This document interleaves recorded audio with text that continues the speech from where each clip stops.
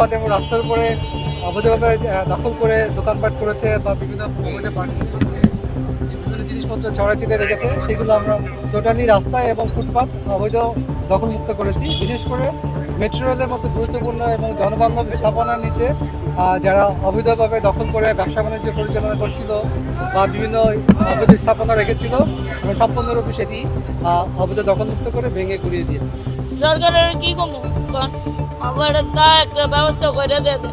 ভিক্ষা বাদ করতাম ভাল লাগে না, কি করুন আমার এই শিশু বাচ্চা লাগিয়ে করতে হয়, কি করুন নাহলেও আমি করলাম একটা কিছু করবো।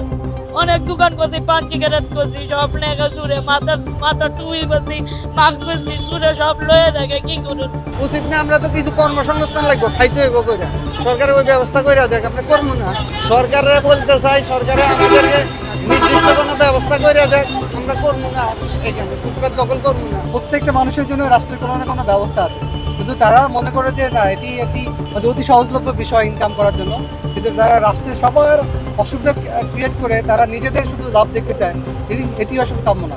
আপনি দেখবেন যে প্রত্যেকটা ব্যক্তির জন্য কিন্তু রাষ্ট্র কোনো না কোনো প্রোগ্রাম রেখেছে। তারা যদি রাষ্ট্রের কাছে চায় যে আমাদের বিকল্প কর্মসংস্থান দেন, বিশেষ করে গ্রামীণ অঞ্চলে কিন্তু গ্রামীণ জনপদে অনেক কর্মসংস্থান ব্যবস্থা আছে, তারা সেখানে যেতে পারে, বা আরও অনেক ব্যবস্থাই আছে।